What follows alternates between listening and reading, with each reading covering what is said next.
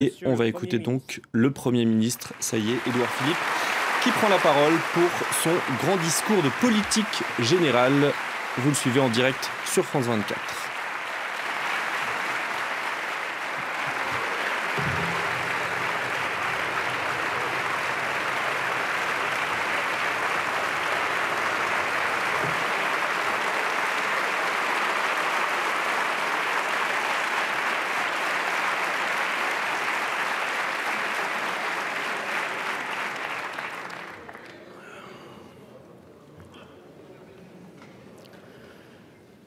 Monsieur le Président, Mesdames et Messieurs les députés,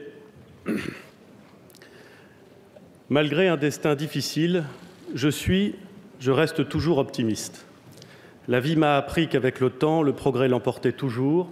C'est long, c'est lent, mais en définitive, je fais confiance. Ces mots sont de Simone Veil. Ils ont été prononcés en 1995, mais ils sont en vérité éternels et ils sont ceux de la France. Ils disent ce qu'il faut d'efforts et de courage pour que le progrès advienne. Ils disent aussi combien confiance et progrès ont partie liée. Je veux, alors que je m'exprime depuis cette tribune devant la représentation nationale, et après avoir cité Simone Veil, vous parler d'une autre femme. D'une femme qui, à la fin de l'été 2003, poussait les lourdes portes d'une grande école parisienne. Une jeune femme que rien ne prédestinait à entrer dans ce lieu. Une jeune femme qui a grandi en Seine-Saint-Denis, suivi une scolarité dans des établissements situés en quartier d'éducation prioritaire, à Villetaneuse et à Saint-Ouen. Une jeune femme dont les parents, chauffeurs, bagagistes et aides-soignantes, ne s'attendaient pas à ce qu'elle accède à cette grande école parisienne, puis devienne avocate, puis travaille dans les cabinets les plus prestigieux, puis fonde son propre cabinet. Cette jeune femme siège aujourd'hui sur vos bancs. Sa réussite est le produit de son travail, de son engagement, de sa ténacité. Elle la doit aussi à la décision d'un responsable public, en l'occurrence le directeur de Sciences Po, qui avait, quelques années auparavant, bousculé son institution pour l'ouvrir à des formes d'excellence peut-être un peu moins classiques. Une politique publique, critiquée lorsqu'elle a été adoptée, copiée depuis, et qui apparaît, quelques années après, grâce au travail et à l'effort de ceux qui en bénéficient, comme un modèle, comme un progrès. C'est long, c'est difficile, mais ça marche.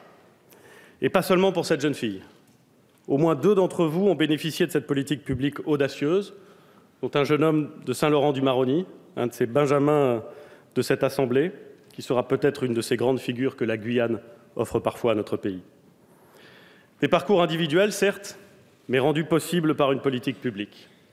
Ainsi va la République, ou plutôt ainsi devrait-elle aller.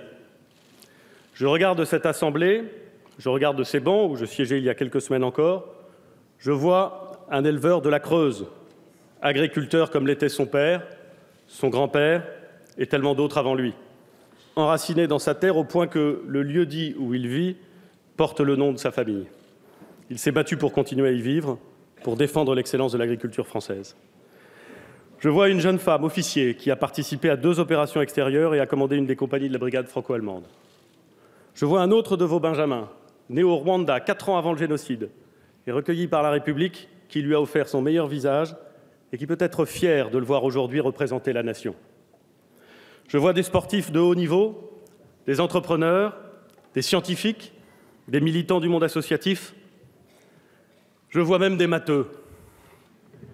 Des matheux qui, par leur talent et leur travail, constituent à la fois une fierté pour votre Assemblée et une fierté pour la France.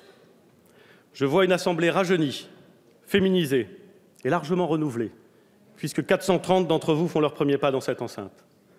Une Assemblée qui porte l'héritage républicain et qui ressemble à la France. Et c'est devant cette Assemblée renouvelée, Mesdames et Messieurs les députés, que se présente un gouvernement paritaire, lui aussi profondément renouvelé par la diversité de ses origines, professionnelles et politiques, et que le Président de la République m'a demandé de diriger. Je mesure cet honneur, je mesure la responsabilité aussi de la tâche qui est la mienne. Et je l'aborde avec beaucoup d'humilité. Avec une humilité d'autant plus grande que pour préparer cette déclaration de politique générale, j'ai relu toutes celles de mes prédécesseurs. Je dis bien toutes. Depuis celle de Michel Debré le 15 janvier 1959 jusqu'à celle de Bernard Cazeneuve le 14 décembre dernier. Tous ces discours étaient inspirés par les convictions les plus sincères, par un patriotisme digne d'éloge et par le sens de l'État le plus élevé. Il faut avoir le courage de le dire, même si c'est à contre-courant des idées reçues. La France n'a jamais manqué de responsables politiques compétents et souvent d'une exceptionnelle qualité. Je sais d'ailleurs ce que je dois à l'un d'entre eux, Alain Juppé, et je voudrais ici lui rendre hommage. De toutes ces déclarations de politique générale, 2 m'ont particulièrement marqué. Je cite un extrait de la première. De cette société bloquée, je retiens 3 éléments essentiels. La fragilité de notre économie, le fonctionnement souvent défectueux de l'État, enfin, l'archaïsme et le conservatisme de nos structures sociales. Ces mots sont d'une actualité criante. Ils ont été prononcés le 16 septembre 1969 par Jacques Chaban-Delmas. Il y a 48 ans, beaucoup d'entre nous n'étions pas nés. Le second est un peu plus récent. Je le cite encore. Nos priorités ne sont pas celles d'une moitié de la France contre l'autre moitié, mais celles de tous les Français. Défaire ce que les autres ont fait, faire ce que d'autres déferont, voilà bien le type de politique dont les électeurs ne veulent plus. Nous ne demanderons à personne de nous rejoindre par intérêt ni de trahir ses convictions. Il s'agit des mots de Michel Rocard, le 29 juin 1988, il y a quand même presque 30 ans.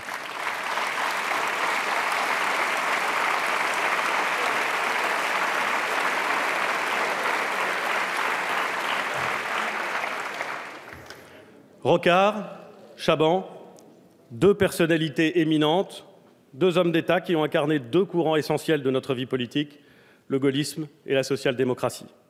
2 hommes qui s'accordaient donc sur un constat et sur une méthode. Et pourtant, le diagnostic posé il y a 48 ans reste hélas valable. La méthode proposée il y a 30 ans demeure toujours une exigence, mais trop rarement une réalité. Et la France, à la différence de beaucoup des nations du monde, ne résout pas ces problèmes. En découle un sentiment mortifère, où se mêlent désarroi, découragement, désenchantement et colère. Nous connaissons ce sentiment. Nous le ressentons parfois nous-mêmes, nous connaissons sa puissance. Nos compatriotes l'ont exprimé, et fortement, lors de l'élection présidentielle, par un réflexe d'abstention ou un vote d'exaspération. Il faut comprendre ces angoisses. Il faut entendre cette colère. Mais nos compatriotes ont aussi exprimé un espoir formidable en portant Emmanuel Macron à la présidence de la République. Tandis que de grandes démocraties choisissaient le repli sur elles-mêmes, le dos tourné au monde, les Français, avec le président de la République, ont préféré l'esprit d'ouverture et de conquête. On leur proposait la nostalgie impuissante, ils ont préféré le courage d'affronter l'avenir.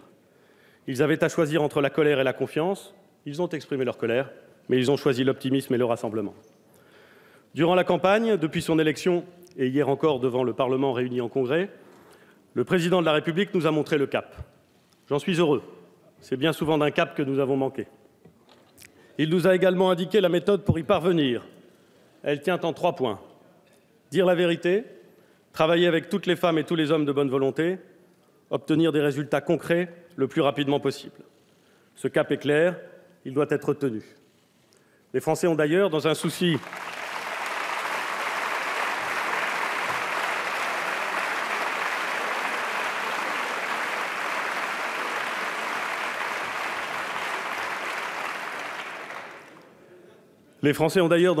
de cohérence évident, donné au président et au gouvernement les moyens de suivre ce cap en désignant une majorité claire et incontestable. Cette majorité claire, nul ne la prend pour un blanc-seing. Elle implique au moins autant de devoirs que de droits. Que le gouvernement puisse fonder son action sur une majorité forte est une bonne chose. Qu'il ait toujours à l'esprit que l'intérêt général ne se réduit jamais à aucune fraction du peuple français, fût-elle majoritaire, en est une bien meilleure encore. Mais la France doit avancer. Il y a dans notre cher et vieux pays une envie, une énergie, un espoir qui transcende les courants politiques. Et voilà bien qui ne devrait surprendre personne. Les Français nous ont habitués, au travers les âges, à ces sursauts collectifs et à ces retours de confiance, alors même que tout semblait bloqué, voire perdu. En 2017, les Français nous ont dit qu'ils voulaient que la France redevienne enfin elle-même, confiante, courageuse et conquérante.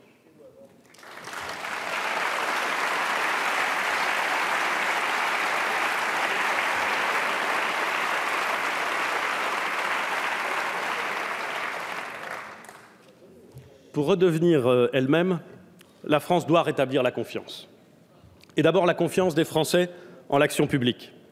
Je parle bien de confiance et pas de morale. Je ne serai pas l'arbitre des élégances et je n'aime pas le mélange des genres.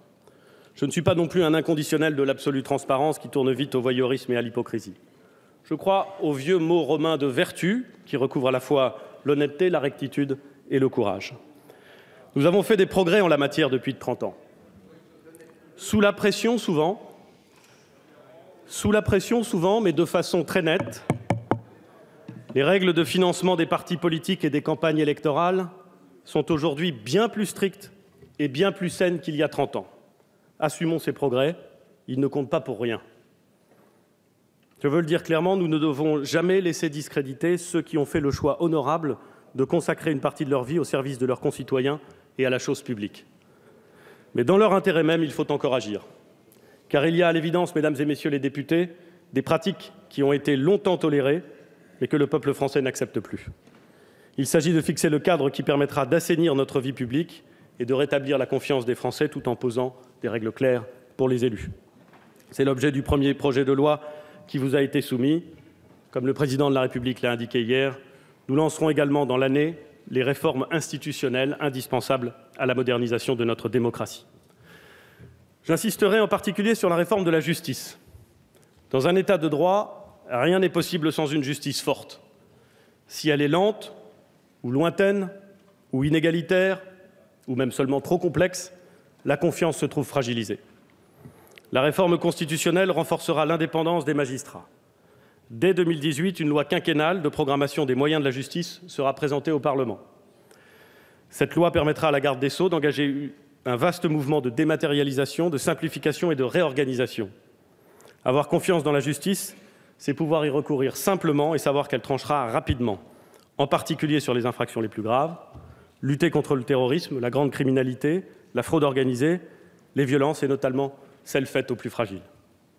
Des peines seront renforcées, tandis que d'autres incivilités pourront faire l'objet de contraventions plutôt que de procédures plus lourdes, mais trop souvent dépourvues d'effet. La construction de 15 000 places supplémentaires de prison est un engagement fort du Président de la République. Il sera tenu. Parce que ne pas pouvoir incarcérer ceux qui doivent l'être est inadmissible, mais aussi parce qu'il nous faut traiter dignement les détenus. C'est essentiel pour ne pas transformer les prisons en incubateurs des violences de demain, et c'est essentiel pour nous, car c'est aussi notre dignité qui est en jeu.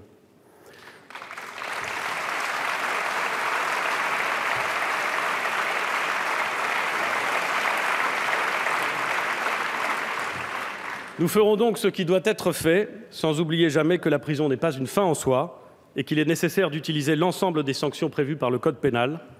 Le recours à l'enfermement ne doit pas traduire une paresse de l'esprit qui s'interdirait de réfléchir au sens de la peine, à la nécessité d'empêcher la récidive, à l'obligation de préparer la réinsertion. Rétablir la confiance, c'est aussi rassurer les Français sur le futur de la sécurité sociale. La sécurité sociale est une partie de nous-mêmes. Elle est, comme le veut une belle formule, le patrimoine de ceux qui n'en ont pas.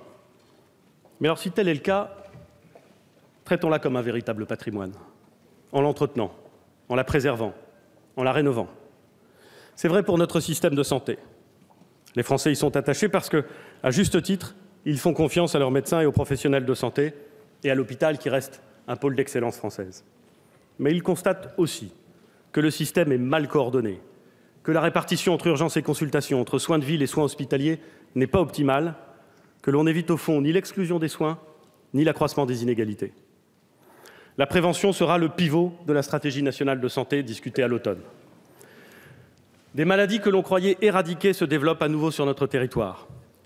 Des enfants meurent de la rougeole aujourd'hui en France. Dans la patrie de Pasteur, ce n'est pas admissible. L'an prochain, les vaccins pour la petite enfance, qui sont unanimement recommandés par les autorités de santé, deviendront obligatoires.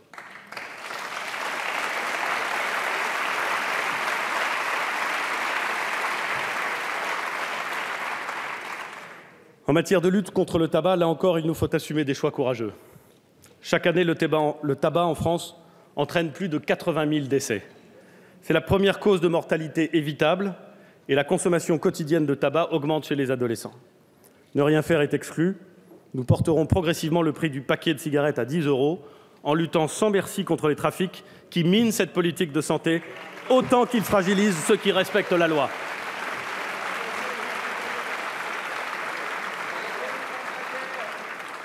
Nous créerons un service sanitaire pour les étudiants des filières de santé pour leur permettre d'intervenir dans les écoles et les entreprises pour des actions de prévention. Mais prévenir ne suffit pas. Il nous faudra aussi revoir la manière dont est organisé notre système de soins. Nos professionnels de santé sont compétents et dévoués, mais leur action est trop souvent entravée par les rigidités de nos structures, les carcans administratifs, le fonctionnement en silo. Il faut donc bâtir des parcours de soins en favorisant l'interconnexion des professionnels de santé et la circulation de l'information au bénéfice du patient, en mettant en place de nouvelles incitations et de nouveaux modes de rémunération, en mesurant la qualité des soins et en la faisant connaître. Le projet de loi de financement de la sécurité sociale traduira cette ambition dès cette année. Notre stratégie de santé devra aussi permettre de garantir un égal accès aux soins, pas seulement en droit, mais surtout dans les faits. La ministre de la Santé prépare, pour le mois de septembre prochain, un plan de lutte contre les déserts médicaux, en bonne intelligence avec les collectivités territoriales et les acteurs du monde de la santé. En la matière,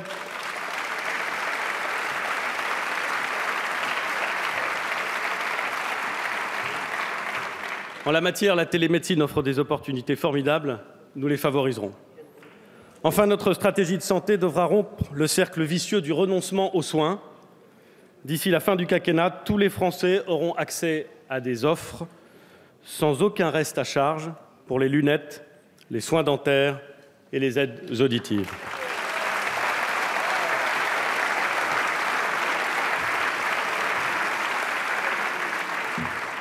Rétablir la confiance, c'est savoir que nous serons tous ici, tous, jugés sur la façon dont nous nous comportons avec les plus faibles. Pas seulement pour changer le regard que la société porte sur eux, sur le handicap, sur les personnes âgées, sur les plus pauvres, mais aussi pour reconnaître tout ce que nous pouvons recevoir d'eux. Nous revaloriserons dès 2018 l'allocation adulte handicapé et le minimum vieillesse. Nous simplifierons les procédures pour les titulaires de droits sociaux qui, souvent, par désespoir ou par ignorance, ne les réclament plus. Nous renforcerons notre action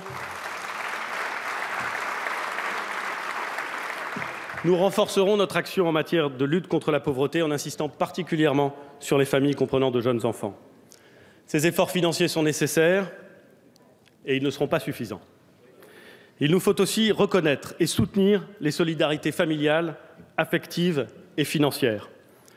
Les familles sont de plus en plus diverses, mais leur rôle reste central. La génération de mes grands-parents a été la première à bénéficier de la retraite. La génération de mes parents est la première à bénéficier de la retraite tout en ayant à assumer une partie de l'aide à ses propres parents. Le changement de civilisation est majeur. Il ne me paraît pas suffisamment pris en compte. La baisse de la natalité, de son côté, réelle depuis 2 ans, doit nous alerter. Nous cesserons donc de considérer les familles comme de simples variables d'ajustement fiscal. La ministre de la Santé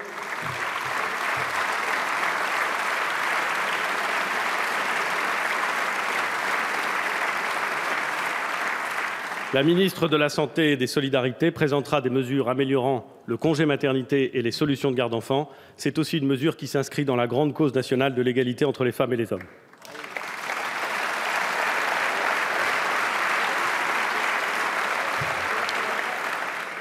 L'inclusion des personnes en situation de handicap constituera une des priorités du quinquennat. C'est à une mobilisation nationale que j'appelle, sous l'impulsion du Président de la République et sous la conduite de la secrétaire d'État. Les personnes en situation de handicap et celles qui les accompagnent ont droit à la solidarité nationale. Elles ont besoin de bien plus encore. Et elles peuvent nous apporter davantage. Un enfant handicapé scolarisé, ce n'est pas simplement une histoire d'argent, ni même de justice. C'est une chance pour l'ensemble de ses camarades. Une entreprise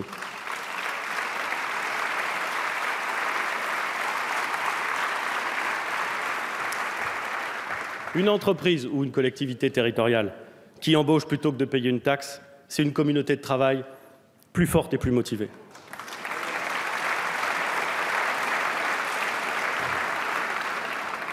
Les moyens ne pourront pas être illimités, mais l'énergie que nous y mettrons ne sera pas comptée. Rétablir la confiance, c'est aussi affermir le lien entre l'État et les territoires. Nous ne sommes plus à l'époque où la République, encore mal affirmée, n'imaginait son unité qu'au prix de l'uniformité. Les jardins à la française ont leur charme, mais ils se prêtent assez peu au foisonnement d'initiatives dont le pays a besoin et auxquelles les collectivités sont prêtes. Comme l'a réaffirmé le Président de la République hier, nous voulons donner aux libertés locales toute leur force. La liberté de s'organiser d'abord, en développant les communes nouvelles ou les regroupements de départements dès lors que les fusions ne sont pas contraires à l'intérêt général. La liberté d'exercer ses compétences ensuite. Osons les expérimentations. Ne décrétons pas depuis Paris la fin du millefeuille territorial, mais incitons les territoires à adapter localement leur organisation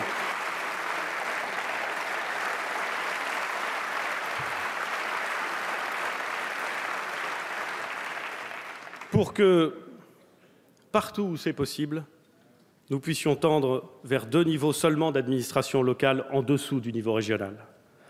Pourquoi ne pas permettre non plus, sur la base du volontariat, à certaines collectivités d'exercer des compétences pour le compte d'un autre niveau, comme par délégation?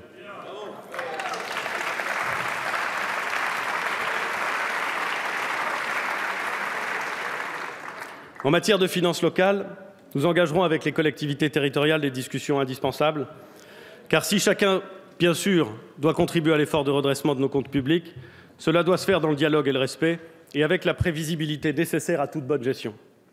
C'est dans ce cadre que nous engagerons la concertation sur la réforme de la taxe d'habitation, qui doit contribuer d'ici la fin du quinquennat à rendre du pouvoir d'achat à l'immense majorité de nos concitoyens.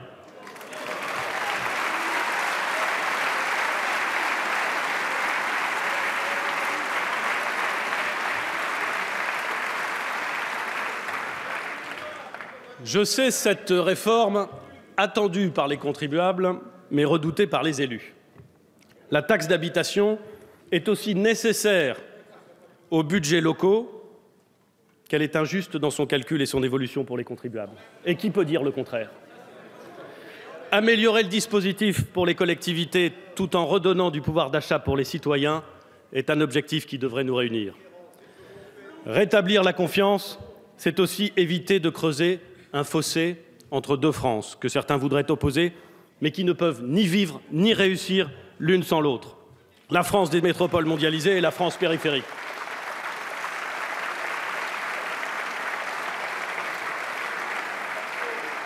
C'est tout l'objectif de la Conférence nationale des territoires, dont la première réunion se tiendra mi-juillet. Nous y proposerons un pacte pour les collectivités, pour les accompagner dans la transition écologique et pour les accompagner dans la transition numérique, notamment en garantissant un accès au très haut débit au plus tard d'ici 2022 partout en France.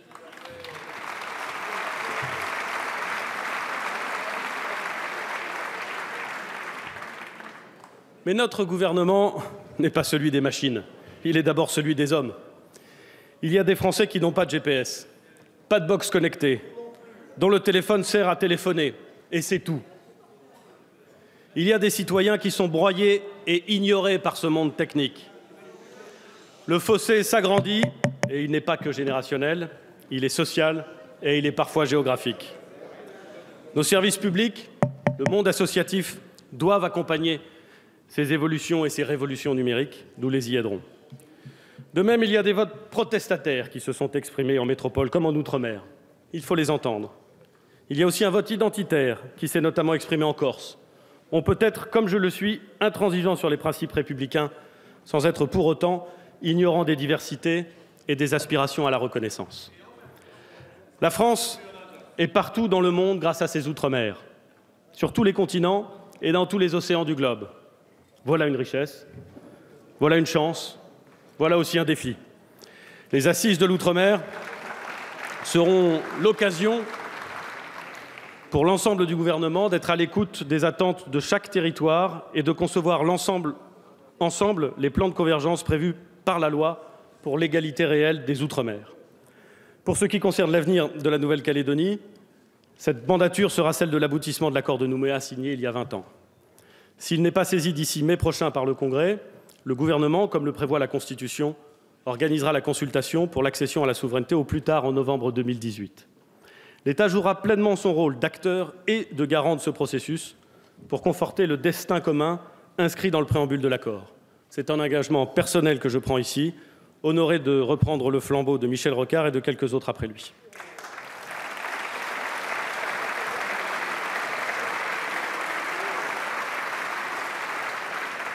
La confiance, enfin, c'est tout ce qui nous rassemble. La France est une nation, et une nation n'est ni une juxtaposition de territoires, ni une addition de communautés, ni encore moins une somme d'individus. Une nation est une adhésion à des valeurs, à une histoire, à une géographie. C'est une culture qui s'assume et qui se transmet. Être français, c'est reconnaître des valeurs et partager une culture. C'est reconnaître que la laïcité est une exigence pour la puissance publique, celle de la neutralité absolue à l'égard des cultes. C'est aussi rappeler qu'elle est surtout, pour chacun sur le territoire de la République, une liberté. La liberté de conscience individuelle, la liberté de croire ou de ne pas croire, la liberté de pratiquer un culte ou de n'en suivre aucun. Le gouvernement n'acceptera pas que ce principe fondateur soit attaqué, remis en cause ou instrumentalisé.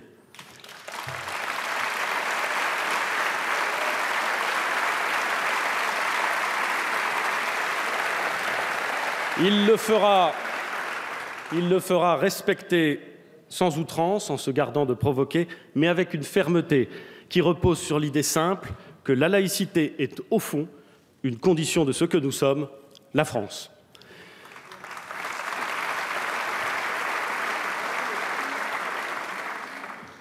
Ce qui nous rassemble, c'est aussi la culture. C'est notre langue, c'est notre patrimoine, c'est ce que nous partageons, c'est ce qui fait que la France est admirée et aimée dans le monde.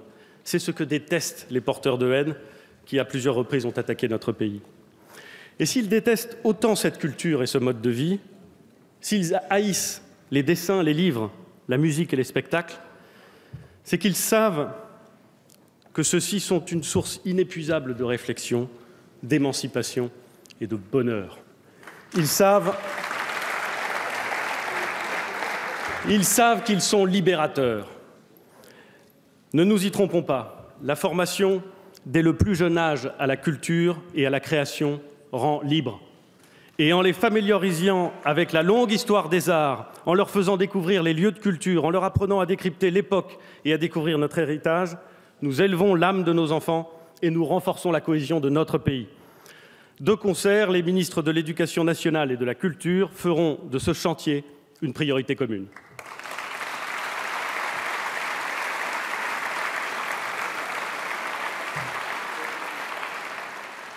De même, lire rend libre. Plus encore que sous les ors des palais, la République vit dans ses bibliothèques. Nous voulons redevenir peut-être même, une nation de lecteurs en nous inspirant des initiatives remarquables menées par de nombreuses associations ou de nombreuses collectivités territoriales. Accéder aux œuvres et à la création rend libre. Notre époque bouleverse les modes de diffusion des œuvres. C'est à la fois une chance et un défi. Profitons-en pour faciliter le plus large accès possible aux biens culturels avec notamment la création d'un pass culture pour les jeunes, comme l'a proposé le président. Mais ouvrons aussi le débat avec les acteurs géants du numérique, dans le cadre européen, pour assurer aux artistes les moyens de vivre de leur création et pour participer au financement de cet accès aux œuvres.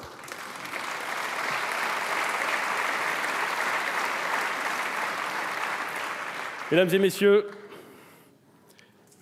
les députés, la France peut renouer avec la confiance. Elle en a, j'en suis certain, les moyens. Elle en a, j'en suis convaincu, l'envie. Elle doit aussi en avoir le courage. Le courage. Voilà le deuxième grand axe qui organise le travail du gouvernement. Entendons-nous bien. Il ne s'agit pas du courage du gouvernement, de la majorité ou du Parlement. Il s'agit du courage dont nous devons collectivement, nous Français, faire preuve pour être à la hauteur des enjeux. Les Français sont courageux. Ils l'ont été face au terrorisme. Pas seulement les policiers, les gendarmes, les militaires ou les douaniers qui luttent contre cette menace et qui en sont trop souvent les cibles. Tous les Français. Face au danger, ils n'ont pas voulu changer leurs habitudes, encore moins renoncer à leurs valeurs. Il y a dans notre pays une forme de courage tranquille, mais réel, dont nous pouvons être fiers. La menace est partout, diffuse. Pas un mois ne passe sans que des projets ne soient éventés ou des actes empêchés.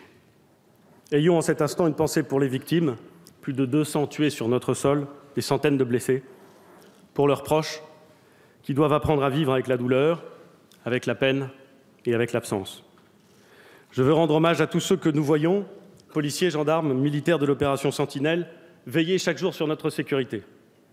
À ceux qui combattent sur les théâtres d'opérations extérieures, au Sahel ou au Levant, et à tous ceux que nous ne voyons pas et que nous ne connaîtrons jamais, nos soldats de l'ombre, dont nous pouvons être fiers. Beaucoup sont tombés au service de notre liberté.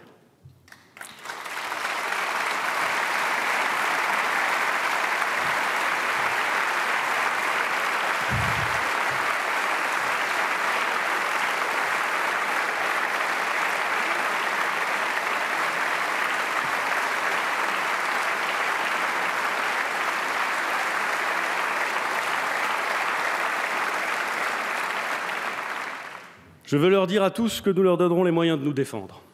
Comme s'y est engagé le président de la République, une loi de programmation militaire sera adoptée dès 2018. Elle portera l'effort de dépense à 2% du PIB d'ici 2025 et permettra à la France de se battre sur tous les fronts. Mais je tiens à vous le dire sans détour, il y aura d'autres attaques, d'autres drames, d'autres vies innocentes fauchées. Nous ne nous habituerons jamais et nous ne baisserons pas la garde. À l'image des Français, nous affronterons cette menace avec une calme et une froide détermination. Nous lutterons contre le terrorisme avec la plus extrême dureté, sans renier ce que nous sommes, un État de droit et qui plus est la République française.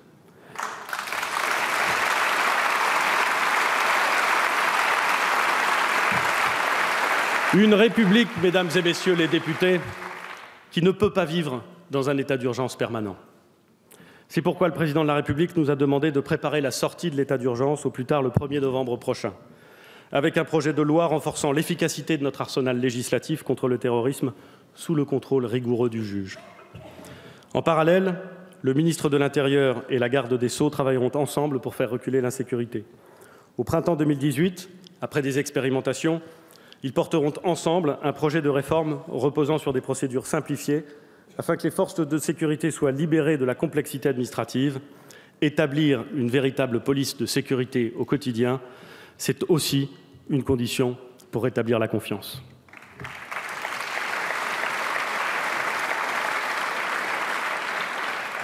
Le courage, c'est aussi de regarder en face le défi migratoire.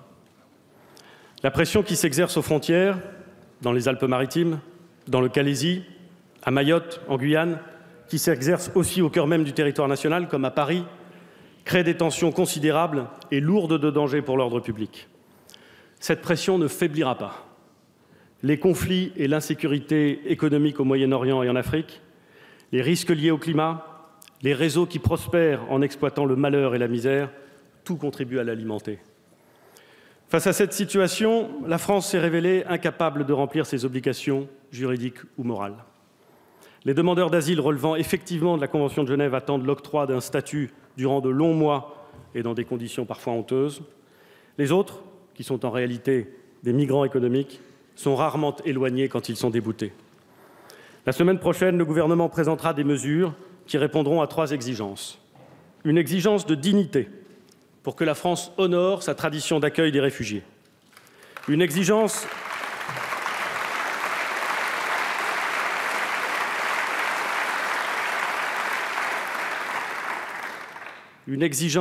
d'efficacité pour réduire les délais moyens d'instruction des demandes d'asile de 14 à 6 mois et obtenir l'éloignement effectif des déboutés du droit d'asile.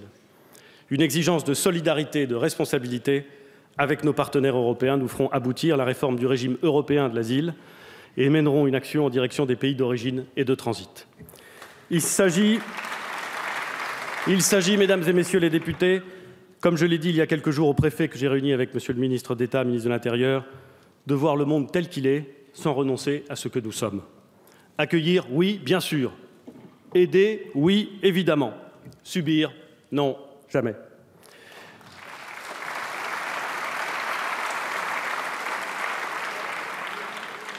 Le courage, c'est aussi de regarder les choses en face et de préparer l'avenir. Parlons donc de l'école. Je suis, par mon histoire personnelle, un pur produit de l'école publique. 2 fois fils de prof, je dois une bonne partie de ce que je suis à mes maîtres, à leur attention, à leur persévérance et à leur capacité à m'inspirer. Nous connaissons tous le dévouement des enseignants, la passion qui les anime et le rôle qu'ils jouent pour nos enfants. Et pourtant, toutes les études le démontrent, nous formons très bien les très bons, mais nous creusons les inégalités et le niveau moyen de nos élèves n'est pas à la mesure de notre grand pays. Notre système laisse sortir chaque année encore près de 100 000 jeunes sans qualification. Nous dépensons bien moins que nos voisins dans le primaire où pourtant tout se joue. Nous dépensons bien plus que les autres pays pour le lycée, notamment parce que notre système est rigide et conçu autour du baccalauréat. Mais nous conduisons 60%, mesdames et messieurs les députés, de bacheliers à l'échec en licence. Enfin, scandale absolu,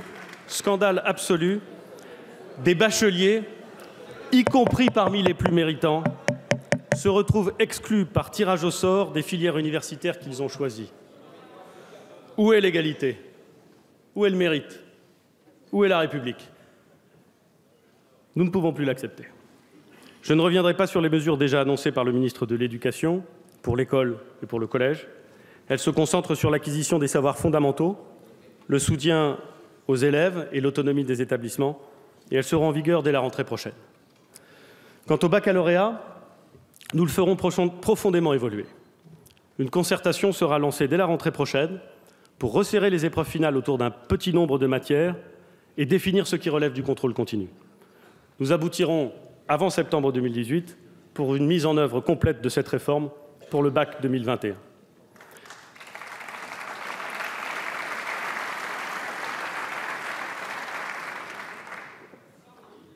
Notre ambition est forte aussi pour la filière professionnelle. Le lien entre le lycée professionnel et le monde de l'entreprise, par l'alternance ou par l'apprentissage, doit être resserré. Le lycée professionnel doit aussi être mieux intégré avec les filières post-bac courtes, que sont le BTS et les licences professionnelles. Des diplômes de qualification à bac+1 pourront également être proposés après le baccalauréat professionnel. Nos grandes universités doivent également continuer à se transformer. Avec l'appui des organismes de recherche, elles doivent continuer à gagner en autonomie, travailler en réseau et se rapprocher du monde économique. C'est dans leur laboratoire que se construisent l'intelligence collective et la croissance économique de demain. Les efforts d'investissement ne seront pas relâchés. Nous avons besoin d'universités fortes où formation, recherche et innovation irriguent notre culture et notre économie. Nos universités vont connaître un choc démographique dont nous devons tous nous réjouir, mais qui n'est pas neutre. Chaque année, ce sont 40 000 étudiants supplémentaires qu'il nous faudra accueillir. Mais nous n'avons pas le droit d'orienter des générations entières dans des formations inadaptées et sans débouchés. Il est temps d'offrir à nos lycéens des contrats de réussite étudiante qui leur indiquent les prérequis pour réussir dans la filière visée. Nous le ferons dès la rentrée 2018. Il faut aussi garantir un réel droit au retour à l'université tout au long de sa carrière pour compléter et valider en milieu académique les acquis de l'expérience.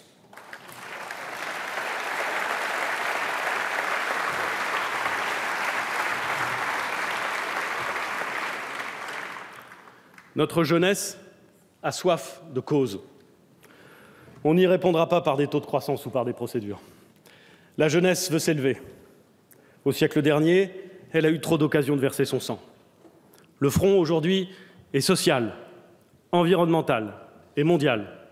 Il appelle la mobilisation de la jeunesse, non pour combattre, mais pour construire, partager, déverser le fruit de ses connaissances et de son enthousiasme. C'est aussi pour préparer nos enfants à ce monde qui vient, à cette France que nous voulons grande et belle, juste et forte, que le gouvernement mettra en place un nouveau service national, conformément aux engagements du président de la République. La réflexion sur les formes qu'il prendra sera conduite avant la fin de l'année 2017. Le courage, c'est aussi de rénover enfin notre modèle social. Nous sommes dans notre pays fortement et légitimement attachés à l'égalité. Égalité devant la loi, égalité des droits. Pourtant, nous sentons bien aujourd'hui que cette égalité est malmenée. Le code du travail est le même pour tous, mais le niveau de protection n'est pas le même dans les grands groupes, dans les PME ou pour celui qui accumule des CDD. Et nous savons aussi que chacun aspire, à notre époque, à plus de liberté. Liberté de choisir sa carrière professionnelle, de changer de métier, liberté de créer, liberté d'entreprendre, liberté de concilier sa vie professionnelle et sa vie personnelle. Les catégories traditionnelles qui ont structuré notre vie sociale s'effritent. Frontières entre salariat et travail indépendant, rôle de la loi et du contrat, répartition de la valeur. Tout cela est profondément bouleversé par l'impact conjugué de la mondialisation et de la révolution numérique. Voilà pourquoi nous voulons rénover notre modèle social, pour qu'il crée des protections véritablement efficaces au lieu de les garantir seulement sur le papier, pour qu'il accompagne celui qui veut prendre un risque au lieu d'être seulement tourné vers celui qui est déjà installé. Dès le 6 juin dernier, j'ai défini avec la ministre du Travail, et nous avons partagé avec les partenaires sociaux, la feuille de route de cette rénovation sociale. Elle tient en 4 points. Renforcer le dialogue social dans l'entreprise et dans les branches, redonner du pouvoir d'achat aux actifs, sécuriser les parcours professionnels, rendre notre système de retraite plus juste et plus lisible. Nous voulons avancer vite, car l'urgence sociale est forte. Mais nous avançons sans précipitation.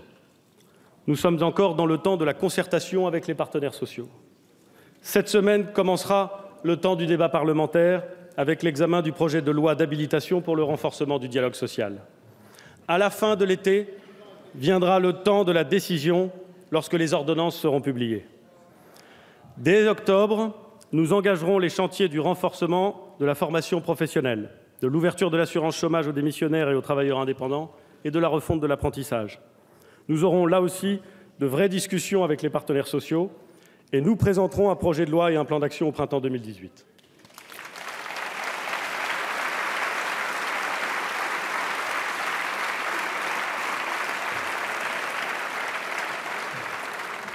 Nous appliquerons la même méthode à la rénovation de notre système de retraite pour le rendre plus juste et plus transparent, pour qu'un euro cotisé ouvre les mêmes droits pour tous. Nous prendrons le temps du diagnostic, de la concertation et de la négociation, et nous fixerons le cadre de la réforme fin 2018. Entre-temps, nous aurons rendu du pouvoir d'achat aux salariés. La suppression des cotisations salariales sur l'assurance maladie et l'assurance chômage, financée par un transfert sur la CSG, redonnera dès 2018 du pouvoir d'achat à plus de 20 millions d'actifs.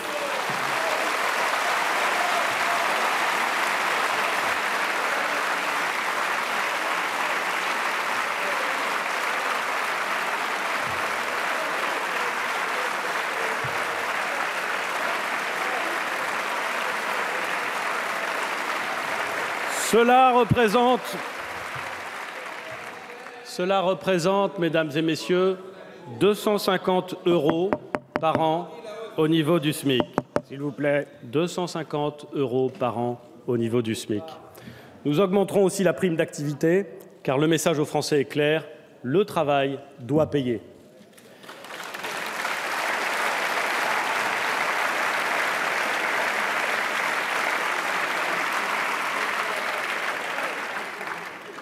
Le courage, enfin, c'est de faire face à la vérité sur notre situation financière. Dès ma prise de fonction, j'ai voulu disposer d'une vision nette de la situation de nos comptes publics. Le constat est grave. 8 milliards d'euros de dépenses non financées. Notre dette atteint un niveau insupportable. 2147 milliards d'euros. Chaque année, mesdames et messieurs, chaque année, la France dépense 42 milliards d'euros pour rembourser ses intérêts. 42 milliards, c'est plus que l'intégralité du budget que nous consacrons à notre défense nationale. C'est 5 fois le budget de la justice. Seul le Premier ministre a la parole. Cette dette nous met à la merci des marchés financiers, ce qui a l'air de ne poser de problème à personne, dont les fluctuations décident de plus en plus de notre avenir. Si une nouvelle crise survenait, nous n'aurions plus de marge de manœuvre. Si les taux d'intérêt augmentaient d'1 point, et ils augmenteront un jour, c'est l'équivalent du budget de l'enseignement supérieur qui partirait en fumée. Et pourtant, nous continuons à dépenser plus que nos recettes. Je n'aime pas raisonner en pourcentage du PIB, 2,8, 3,2. Nous avons anesthésié nos compatriotes à force de parler comme des comptables. Mais la vérité, c'est que quand nos voisins allemands prélèvent 100 € en impôts et en dépensent 98, nous en prélevons 117 et en dépensons 125. Qui peut penser que cette situation est durable ?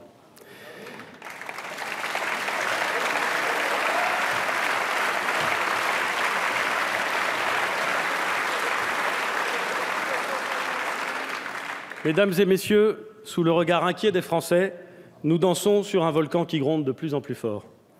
Certains continuent pourtant à nier l'évidence. Combien de fois un homme peut-il tourner la tête en prétendant qu'il ne voit pas, aurait demandé le prix Nobel de littérature de l'année 2017. Il y a une addiction française à la dépense publique. Comme toute addiction, elle ne règle rien du problème qu'elle est censée soulager. Et comme toute addiction, elle nécessitera de la volonté et du courage pour s'en désintoxiquer.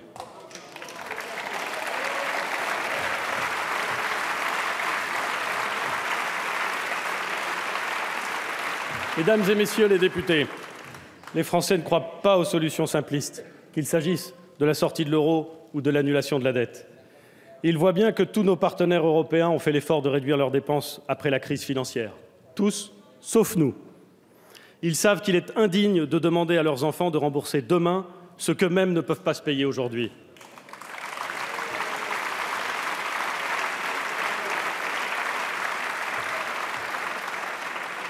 Mon objectif est de ramener le déficit sous la barre des 3% dès 2017 et de conduire notre stratégie de finances publiques autour de 3 règles simples: faire baisser la pression fiscale d'1 point de PIB sur 5 ans, faire baisser la dépense publique de 3 points de PIB sur la même période, agir en donnant de la visibilité aux acteurs. Je veux d'abord rassurer nos concitoyens: les contribuables ne seront pas la variable d'ajustement du budget. Au contraire,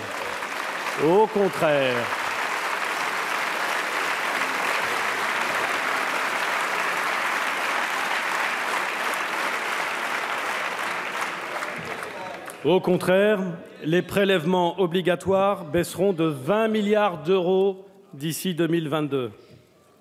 La France ne peut demeurer à la fois la championne de la dépense publique et la championne des impôts. S'agissant de la dépense publique, l'objectif du gouvernement est ambitieux. C'est de faire en sorte qu'elle soit stable, hors inflation en 2018 par rapport à 2017. Stable. On ne dépensera pas plus en 2018 qu'en 2017. Tous les autres États l'ont fait.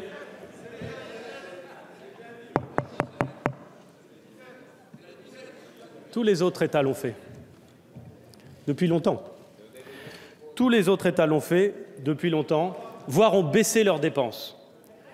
Mais cela n'a été fait qu'une seule fois en France, et encore, il s'agissait de supprimer les mécanismes conjoncturels de soutien qui avaient été institués pendant la crise. Disons la vérité aux Français. Pour atteindre ces objectifs sur la dépense publique, il va falloir agir sur 3 leviers.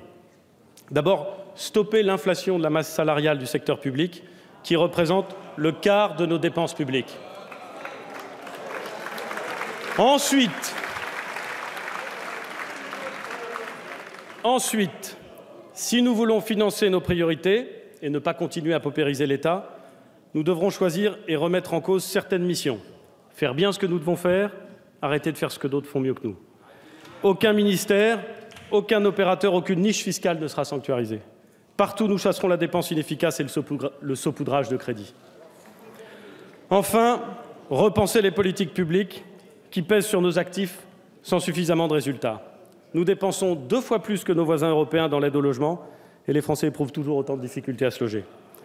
Cet écart entre le niveau de dépenses et la faiblesse des résultats, les Français le constatent également dans la politique de l'emploi et de la formation professionnelle. Mesdames et messieurs, la France est dans les cordes et aucune esquive ne nous sauvera. J'ai conscience d'appeler à l'effort et au courage.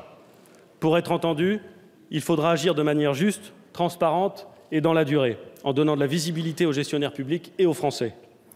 Dès cette semaine, le ministre de l'Action et des Comptes publics réunira l'ensemble des administrations publiques pour dessiner une trajectoire et une méthode globale de redressement financier.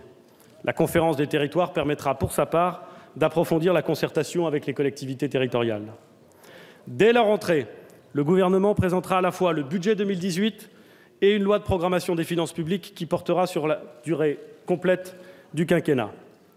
Cette trajectoire devra remettre la sécurité sociale à l'équilibre à l'horizon 2020.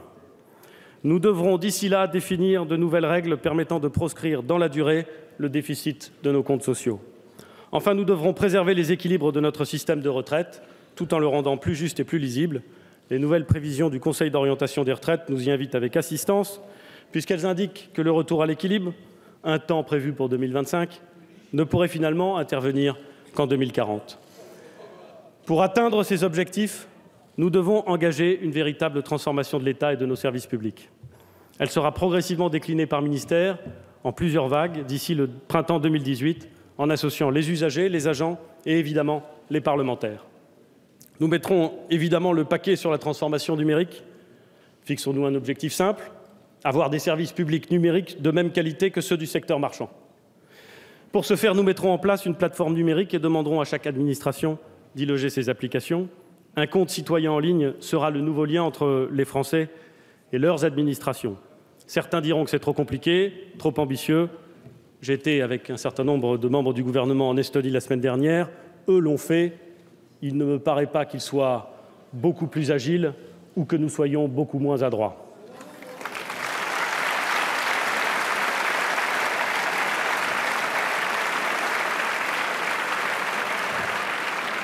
Cette transformation de l'action passera aussi par une confiance accrue accordée aux fonctionnaires et une modernisation de leur cadre d'action.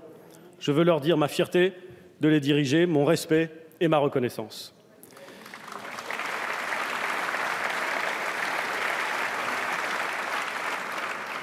Restaurer la confiance, prendre courageusement les décisions que la situation impose, tout cela est nécessaire pour retrouver l'esprit de conquête auquel nous appelle le Président de la République.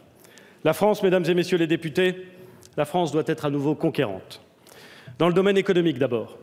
Depuis trop d'années, nous nous résignons à ce que la France tourne au ralenti. Nous nous résignons au chômage de masse. Notre économie ne produit pas assez de revenus, elle ne crée pas assez d'emplois, elle ne donne pas assez de chance à nos enfants. Au cours des années 2000, nous étions le premier pays d'accueil des investissements étrangers en Europe continentale. Depuis 2010, nous sommes derrière l'Allemagne. En termes d'exportation, nous sommes le seul des grands pays de la zone euro à avoir une balance du commerce extérieur déficitaire en 2016, alors qu'elle était bénéficiaire jusqu'au début des années 2000. Surtout, l'économie française croît désormais structurellement moins vite que la moyenne de la zone euro. Cela n'est pas acceptable. Avec les réformes que nous vous proposons, nous voulons redevenir les premiers en termes d'attractivité, de croissance et de création d'emplois.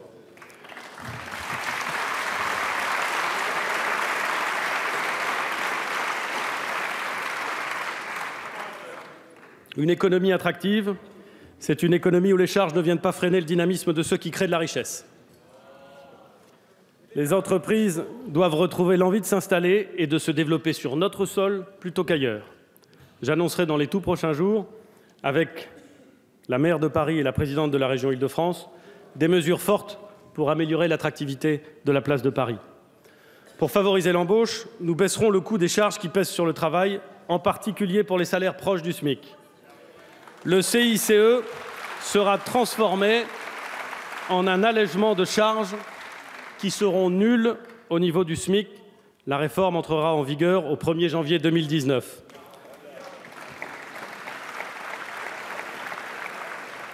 Le taux de l'impôt sur les sociétés sera réduit par étapes de 33,3% aujourd'hui à 25% d'ici 2022. Il convergera ainsi vers la moyenne européenne. La loi de finances pour 2018 précisera sa trajectoire de baisse, justement pour donner de la visibilité aux entreprises. Nous voulons aussi alléger les contraintes qui pèsent sur nos entrepreneurs, en particulier sur les indépendants et les TPE, PME. Des mesures de simplification réglementaire seront prises et nous engagerons en 2018 la suppression du régime social des indépendants que nous adosserons au régime général.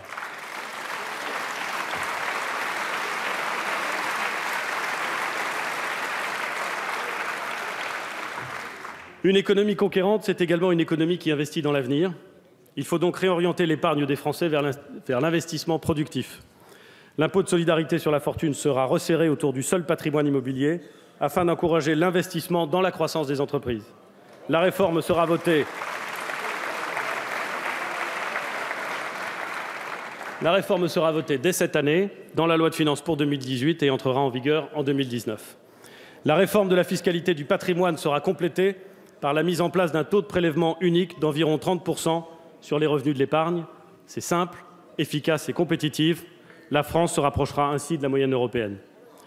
Au final, mesdames et messieurs les députés, vous le voyez, l'ensemble de ces mesures fiscales seront votées dès cette année et engagées dans les 2 années qui viennent. Une fiscalité au service de l'activité, c'est important. Mais investir dans les secteurs d'avenir, c'est encore plus décisif. C'est pourquoi nous lancerons un grand plan d'investissement de 50 milliards d'euros dans les domaines de la transition écologique, du développement, des compétences, de la santé, des transports, de l'agriculture et de la modernisation de l'État. J'ai missionné M. Pisani-Ferry pour le concevoir et prévoir et préparer son déploiement. Une partie de cet investissement viendra financer des réformes structurelles de notre économie et de la sphère publique. On économise durablement d'un côté, on investit dans l'avenir de l'autre. Investir dans l'avenir, c'est aussi soutenir notre industrie. Je n'ai jamais été impressionné par ceux qui rêvaient d'une industrie sans usine et jamais convaincu par ceux qui envisageaient une France sans industrie. Mais la réalité est sombre. Derrière les succès réels de certains, la désindustrialisation de notre tissu productif s'accélère. Pour redresser la tête et redevenir conquérants, nous devons nous renforcer. Certaines de nos filières, comme l'aéronautique, sont déjà remarquablement intégrées et à la pointe de la technologie. Mais nous avons beaucoup d'entreprises industrielles, souvent de trop petite taille, souvent trop isolées des groupes qui leur permettraient de s'épanouir. Nous devons donc tisser un réseau industriel puissant de PME et de TI et accompagner son développement à l'export. Il nous reviendra aussi de tirer le plus grand parti possible des opportunités ouvertes par la révolution numérique, qui doit être une chance pour tous, pour les entrepreneurs qui créent des start-up, bien sûr, mais aussi pour les TPE-PME, pour ceux qui sont nés avec la révolution digitale, comme pour ceux qui en sont éloignés. La révolution de l'intelligence artificielle est devant nous. Elle est en vérité déjà là. Et elle nous touchera tous, dans tous les domaines de la production. Ceux qui font mine de l'ignorer seront les premiers saisis par sa puissance. Nous devons nous y préparer pour faire une chance disruptive et non la subir comme une fatalité destructive. Le secrétaire d'État au numérique me proposera dans les 3 mois une méthode permettant d'associer les meilleurs spécialistes de ce domaine à la définition d'une stratégie nationale pour l'intelligence artificielle.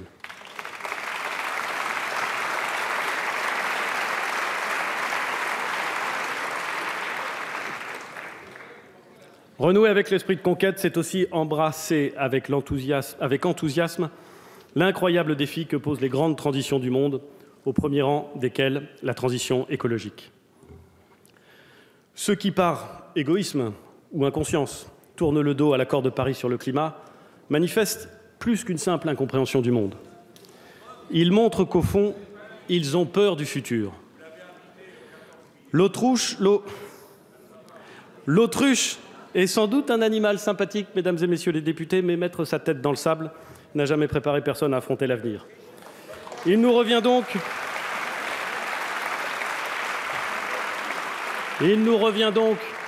de préparer notre pays et notre planète à cette nouvelle ère, de ne pas la subir, mais de la façonner. Tout a été écrit sur le sujet, depuis les remarquables livres de Jared Diamond jusqu'aux témoignages saisissants de ceux qui parcourent inlassablement la planète pour éveiller les consciences.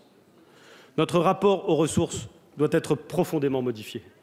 Notre cap sera simple à formuler, mais ambitieux et exigeant. Nous voulons arriver à la neutralité carbone d'ici 2050. C'est pourquoi nous n'attribuerons plus de nouveaux permis d'exploration d'hydrocarbures.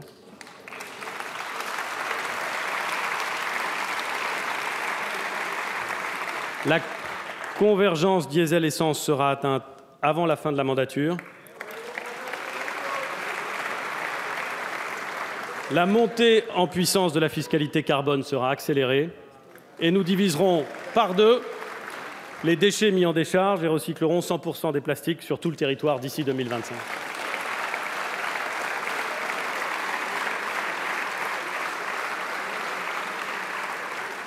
Nous partirons du principe simple qu'il est toujours préférable de taxer la pollution plutôt que le travail et qu'avant de sanctionner et d'interdire, il vaut mieux encourager et adapter. Le temps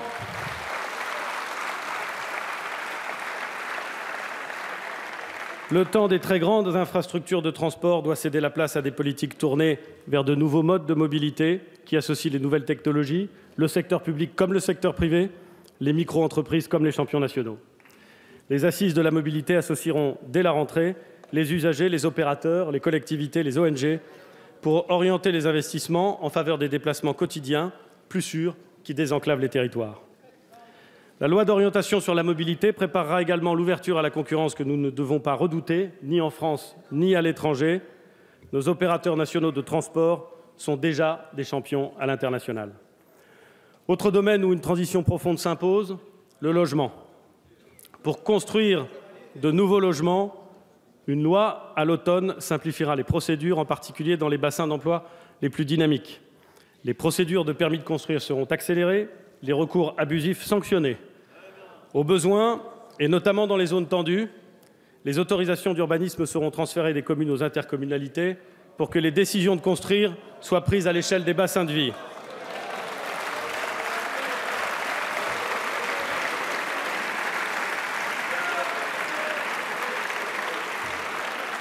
Dans les 10 ans, nous nous fixons aussi pour objectif de supprimer les passoires thermiques, principale source de gaspillage énergétique qui grève les budgets des ménages les plus modestes.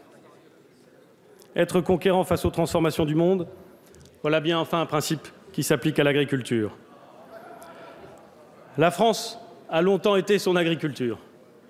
Par la puissance de sa production, par la marque sur notre géographie, par l'importance qu'elle occupe dans notre imaginaire et dans notre vie, l'agriculture française a fait bien plus que nourrir, et très bien nourrir, les Français. Elle est aujourd'hui confrontée à de multiples transformations.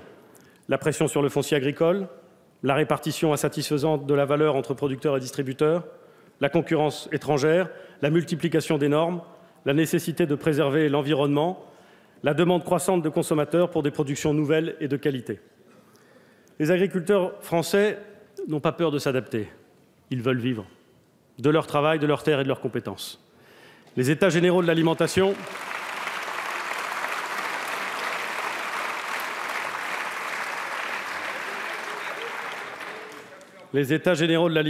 reverront le partage de la valeur dans le modèle agricole. Il n'est pas admissible que des agriculteurs ne puissent pas se verser un revenu décent et vivent sous le seuil de pauvreté. Ça n'est pas admissible, mais c'est courant. Ce doit aussi être notre combat pour la politique agricole commune de demain.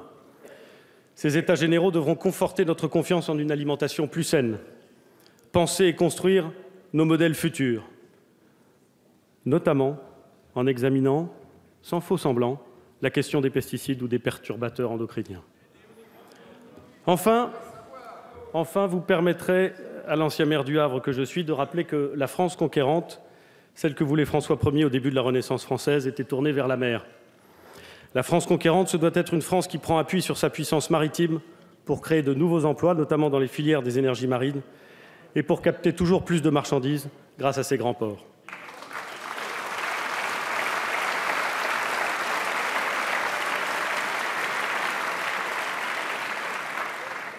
Une France conquérante, c'est enfin une France écoutée, respectée et désirée. Je l'ai dit il y a quelques semaines, la France est de retour, et singulièrement en Europe. Nous le devons au Président de la République et nous le devons aux Français, qui ont adressé 2 messages lors des élections. Ils sont attachés à la construction européenne et à l'euro. Ils veulent une Europe plus concrète, moins tatillonne et plus protectrice.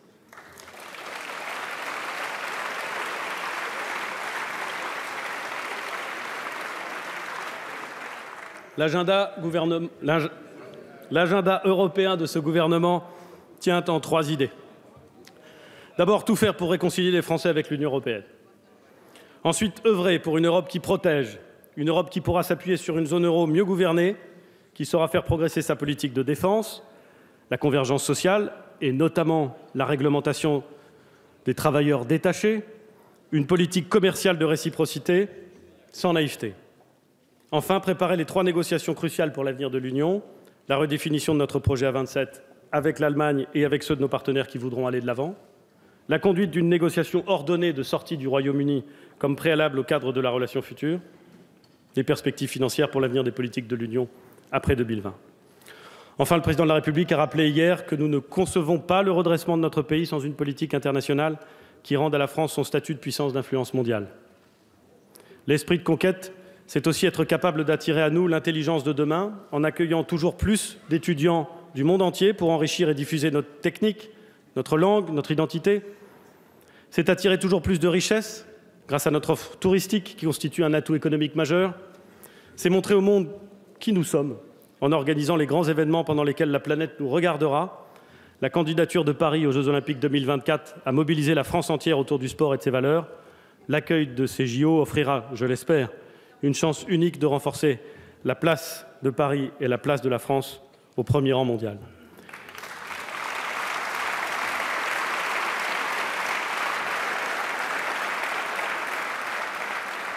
Soyons conquérants.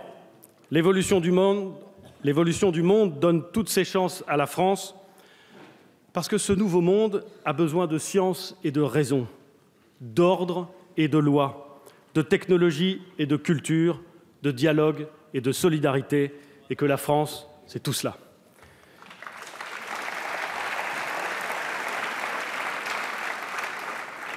Monsieur le Président, Mesdames et Messieurs les députés, Je ne crois pas à l'omnipotence du politique, mais je ne crois certainement pas à son impuissance non plus. Je vous l'ai dit au début de mon propos, et votre Assemblée en est la preuve par sa composition, les bonnes politiques publiques permettent de changer la vie des Français. C'est long, c'est lent, c'est difficile, mais pour reprendre les mots de Simone Veil, j'ai confiance dans notre capacité à progresser.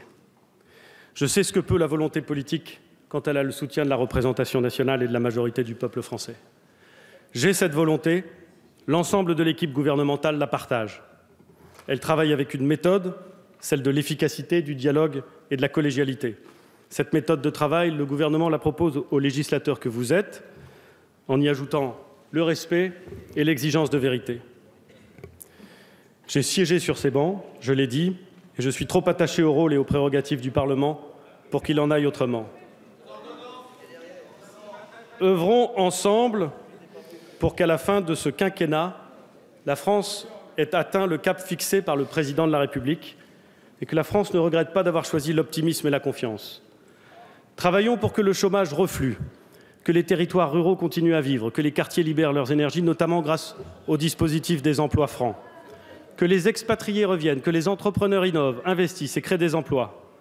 Travaillons pour que le mérite soit récompensé. Travaillons pour que nos compatriotes vivent mieux. Aucun des défis de la modernité ne doit nous effrayer. L'espoir qui s'est levé fonde notre responsabilité. C'est à cet espoir, mesdames et messieurs les députés, que je vous demande d'accorder votre confiance. Et c'est la raison pour laquelle, Monsieur le Président, conformément aux dispositions de l'article 49-1 de notre Constitution, j'ai l'honneur d'engager la responsabilité du Gouvernement sur la déclaration présente de politique générale.